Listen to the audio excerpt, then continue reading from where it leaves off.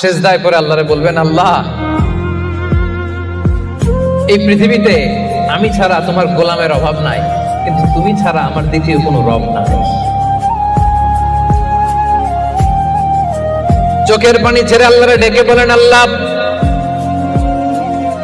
এই জমিনে আমি ছাড়া তোমার গোলামের কোনো অভাব নাই, কিন্তু তুমি ছাড়া দ্বিতীয় কোনো রব আমার নাই, তুমি ছাড়া দ্বিতীয় কোনো জায়গায় চাওয়ার সুযোগ আমার নাই। চোখের পানি ছেড়ে আল্লাহরে বলেন, আল্লাহ কোরআনে তুমি শিখিয়েছো ফরিয়াদীদেরকে কেউ যদি চায় ওই ফরিয়াদীদেরকে বারণ করা যায় না, তুমি কেমন করে এই অভাগা ফরিয়াদীকে আজকে ফিরিয়ে দিবা? চোখের পানি ছেড়ে আল্লাহর কাছে চা, সব তিনি দিয়ে দিতে পারেন। চিল্লায় বলেন ঠিক কিনা?